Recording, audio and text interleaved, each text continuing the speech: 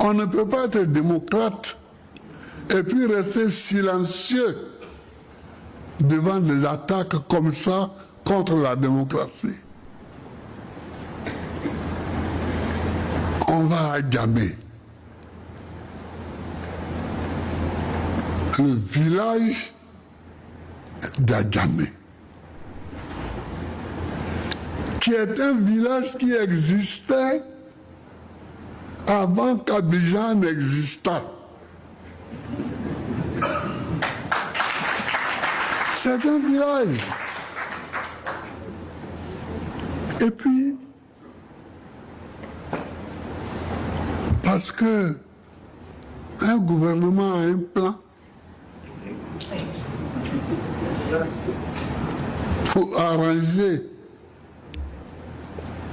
la cité, il vient, il casse les maisons des gens. Et ces gens sont au dehors. Mais moi, j'ai cru, quand j'étais encore à Bruxelles, que c'était un coup. Comme ça, quand ils ont cassé Port-Boué, et que la télévision française nous a montré les gens de Port-Boué qui allaient se coucher sur les tombes parce qu'ils n'avaient plus d'endroit pour dormir. La télévision française nous a montré ça. Mais même les Français qui ont montré ça croyaient que, bon, c'était passager. Or, c'est permanent.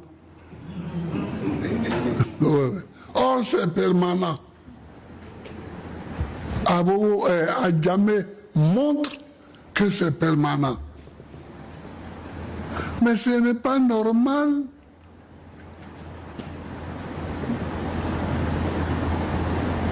que la destruction des biens soit une politique permanente. J'ai dit demain, on peut avoir un maire fou à Gagnois qui va aller casser Babré, ou bien qui va aller casser Garayo.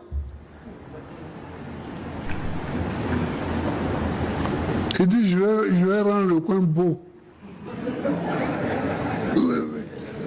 Je vais rendre le coin beau.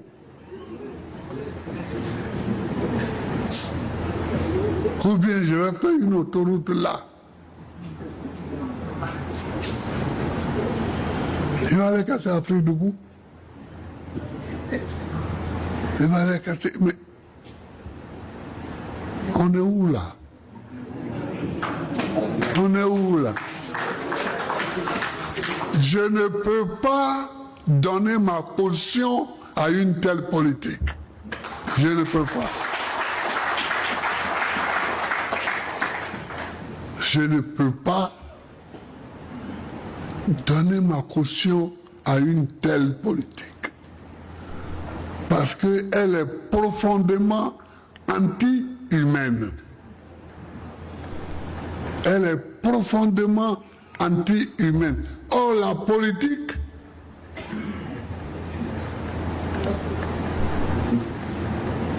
est faite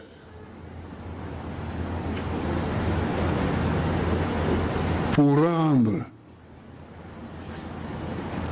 humain, pour rendre humaines les décisions qui sont prises par l'État. C'est ça le rôle de la politique. Elle est faite pour rendre humaines les décisions qui sont prises par l'État.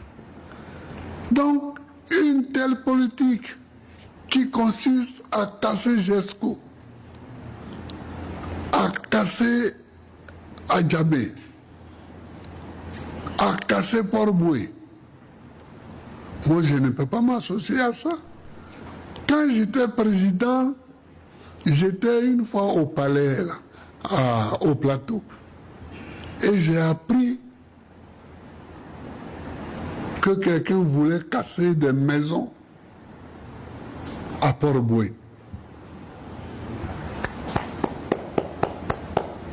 J'ai pris toute ma garde, on a filé. Et c'était même pas les autochtones qui habitaient. C'était les moussis qui étaient venus se débrouiller à travailler au port. C'est eux qui habitaient là. Alors les gens voulaient... J'ai dit aux gens, vous ne cassez rien tant que vous n'avez pas logé ces gens-là.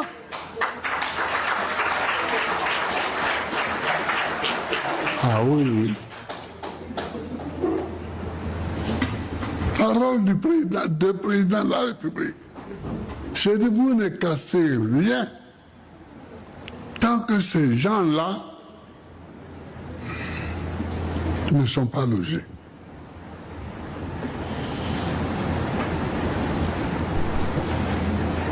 Et ils ont respecté ça. Vous voyez, c'est ça qu'on appelle faire la politique. On peut arriver au même résultat, mais sans faire de casse. Une fois que des solutions ont été trouvées pour loger les concernés, alors vous pouvez faire ce pourquoi vous êtes d'accord, vous et eux. Maintenant, vous venez un matin, vous cassez. Vous cassez. Et les gens pleurent. Et plus ils pleurent, plus vous cassez. Plus ils pleurent, plus vous cassez. C'est quoi ça?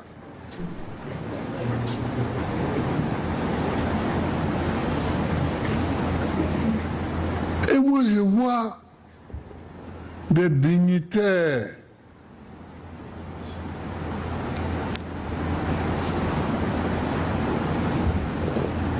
de ce parti-là au pouvoir qui plastronnent. Ils plastronnent. Plus les gens pleurent, plus ils estiment qu'ils sont grands.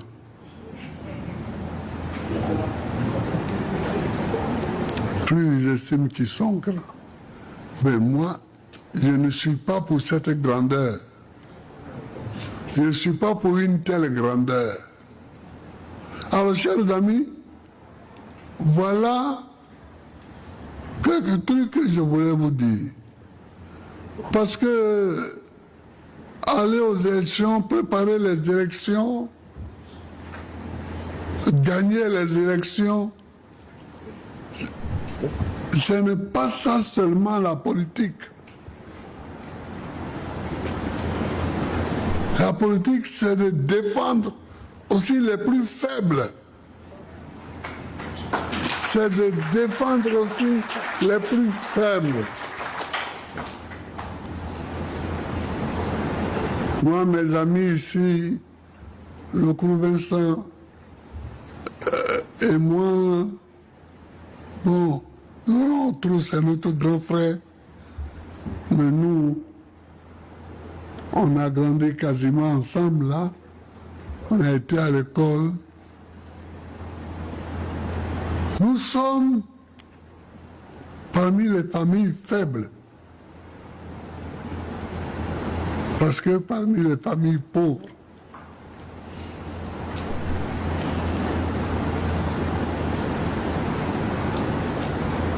mais si on nous maltraite comme ça, si on nous avait maltraité comme ça, on ne serait pas arrivé où on est arrivé. Pourquoi a été ministre de l'Agriculture dans ce pays? Tu as été ministre. Le Mauritanien, enfin, Selbiko le Mauritanien, qu'est-ce qu'il fait en prison? Selbiko le Mauritanien, c'est devenu son nom, hein, le Mauritanien. Mais qu'est-ce qu'il fait en prison? Et puis, moi j'ai été étonné, pour moi qui ai été chef d'État, d'envoyer un Grumman, c'est-à-dire un avion de la flotte présidentielle, aller jusqu'en Mauritanie pour chercher un cyberactiviste et le ramener à la Maca ici, Abidjan, Nouakchott, Abidjan. Mais c'est honteux. C'est honteux. Mais s'il est là-bas, qu'il pianote sur ce truc pour critiquer, mais vous le laissez insulter, vous le laissez critiquer. Qu'est-ce que ça fait? Ça ne change rien à la vie de la Côte d'Ivoire. Rien.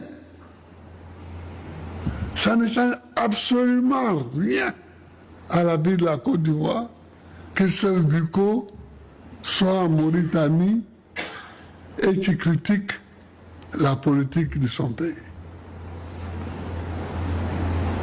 Mais on a envoyé un avion avec du kérosène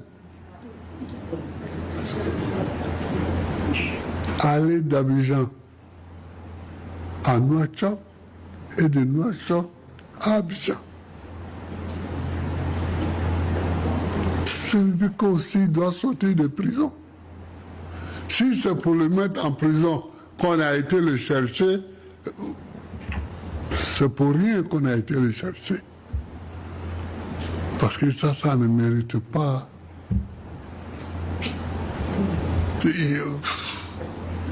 On connaît des cyberactivistes. Mais pourquoi les cyberactivistes qui sont en France, légion,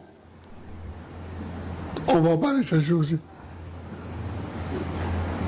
Pourquoi on ne va pas les chercher? Parce qu'ils savent qu'un pays civilisé ne rend pas quelqu'un à un autre pays sous le prétexte que celui-là pianote et critique les gens.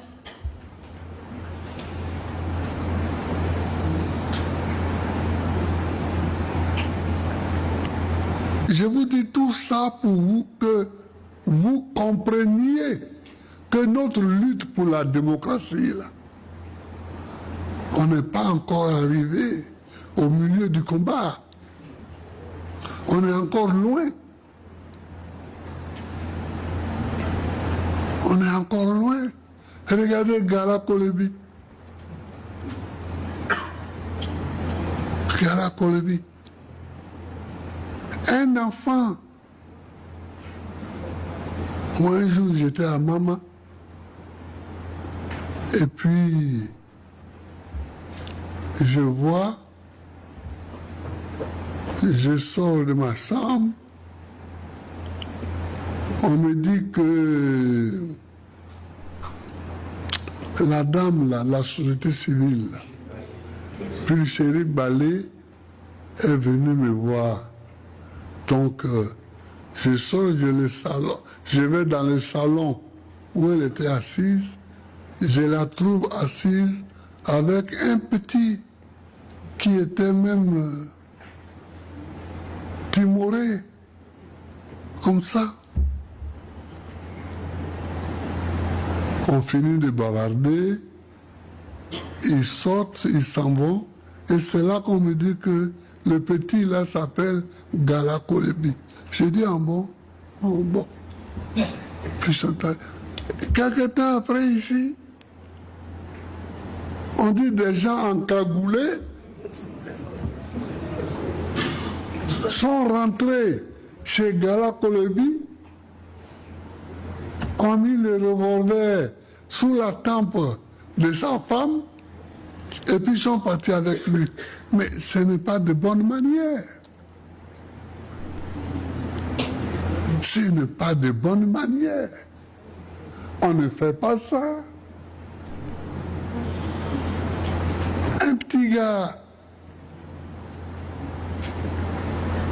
si vous voulez l'arrêter, vous le convoquez dans un commissariat à côté, et puis vous l'arrêtez, mais vous n'envahissez pas sa maison avec des gens en capoule, avec un pistolet,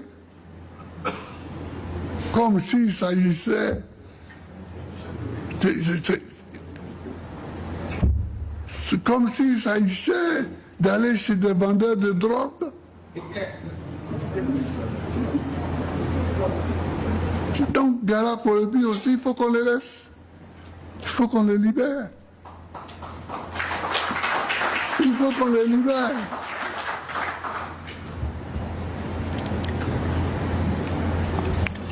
Bon. Le plus honteux, c'est même pas ça. C'est des gens qui manifestent contre la cherté de la vie. Enfin, si c'est ça, nous autres, on devrait être allés en prison 250 fois au moins. Mais la vie est chère.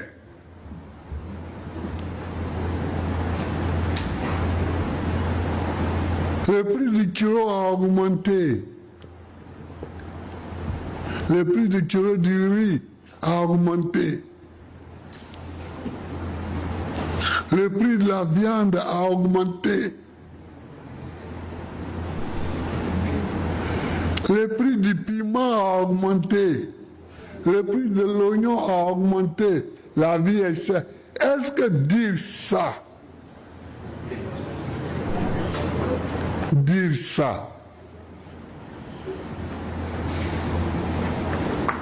c'est dangereux? Parce que la prison, je vous apprends qu'elle est créée pour mettre des gens dangereux à l'abri de la société.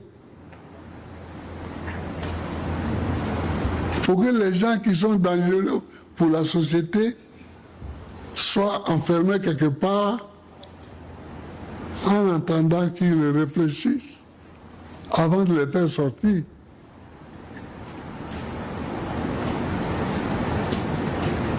Mais des gens qui manifestent contre la cherté de la vie, ce ne sont pas des gens dangereux. Ce sont au contraire des gens qui veulent que le prix de la vie redevienne normal pour que chacun puisse manger à sa faim chaque jour. C'est ça. Et moi, ceux-là, je les défends. Je les défends. Vous comprenez? Donc, j'ai cité tous ces faits, chers camarades, pour vous montrer que la démocratie, quand on dit la démocratie, c'est un grand mot, mais ça couvre toutes ces réalités que nous vivons au quotidien. Ça cache toutes ces réalités que nous vivons au quotidien. Nous ne sommes pas d'accord et nous en sommes conscients. Mais même nous nous organisons pour que chacun exprime sa pensée. Sans mettre les autres en danger.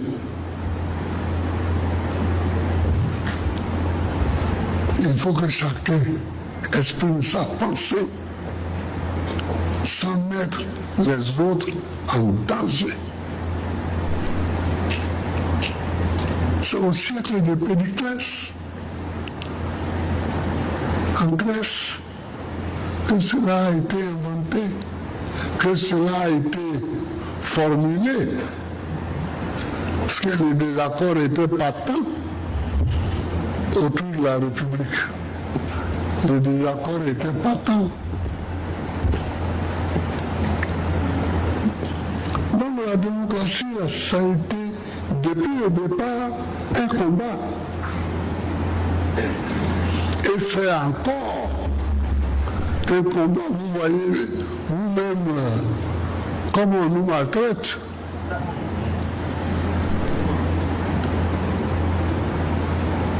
Le petit Picasso, l'autre petit,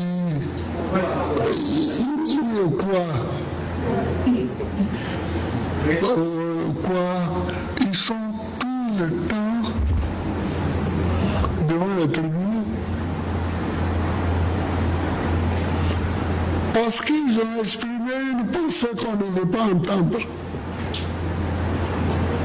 Et moi, je les défends.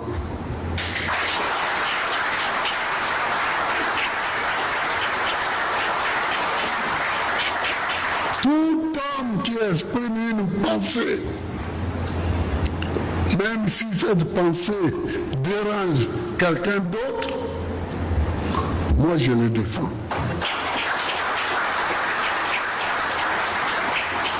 Je suis resté 10 ans président de la République. Je n'ai pas mis en prison quelqu'un à cause de la formulation d'une pensée. Jamais. Jamais. Parce que je ne suis pas là pour ça. Je suis là pour promouvoir les contraires. C'est ça. Je suis là pour promouvoir les contraires. Alors,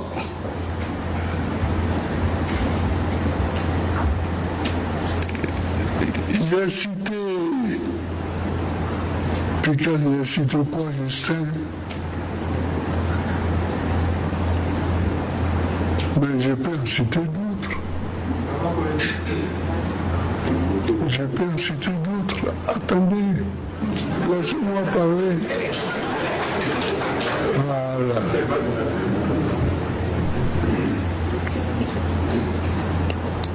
En 2011, 2010, 2011, il y a eu les cafouillages. J'écoute souvent la télévision, je regarde souvent des débats. Il y en a, je ne sais pas si on vit dans le même pays. Oui, parce qu'ils présentent les choses d'une façon tellement erronée.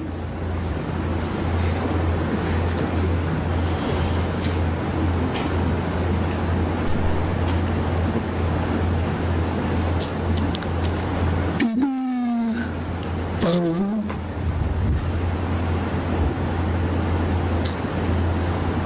que Alassane n'a pris le pouvoir en 2011 et que depuis 2011, la paix a été rétablie.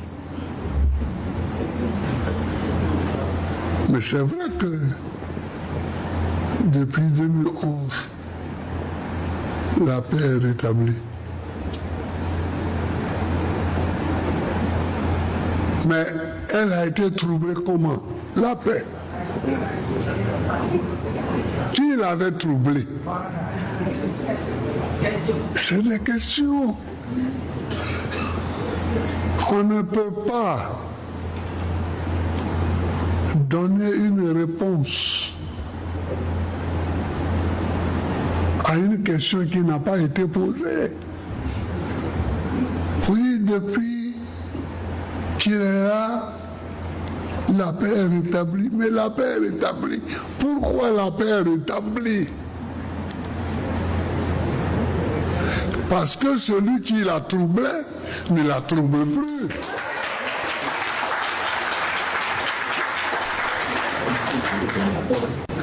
C'est ça. Parce que celui qui la troublait ne la trouble plus. Et cette simple phrase qu'il faut ajouter, il ne l'ajoute pas.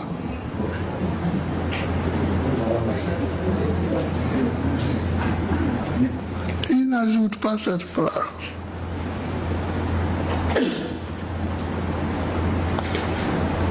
Ils ont arrêté donc beaucoup de militaires. Ce qui est malheureux, parce que les militaires, ils font leur travail. Le chef de l'État en fonction leur donne des ordres qu'ils respectent.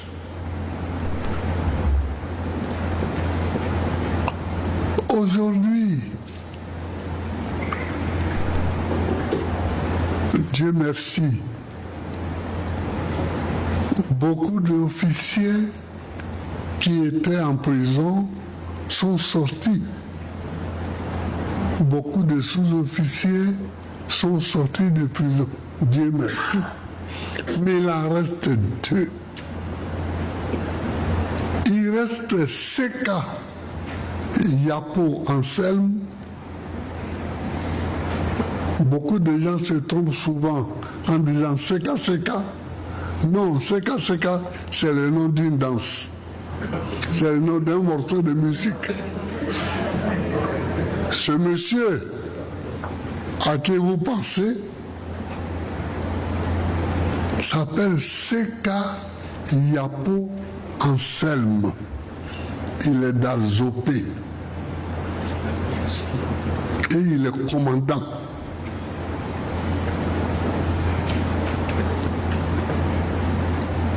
Seka est devenu malade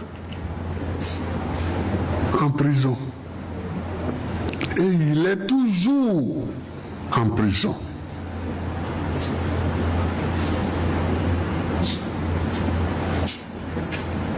Demandons, prions pour qu'on le guérisse, qu'on le soigne, qu'on le sorte de prison et qu'on le donne à sa famille. C'est ça. Le monsieur est là-bas. Ses enfants s'en vont. Et quelquefois, ils ont même de la peine à le voir. Mais il est malade.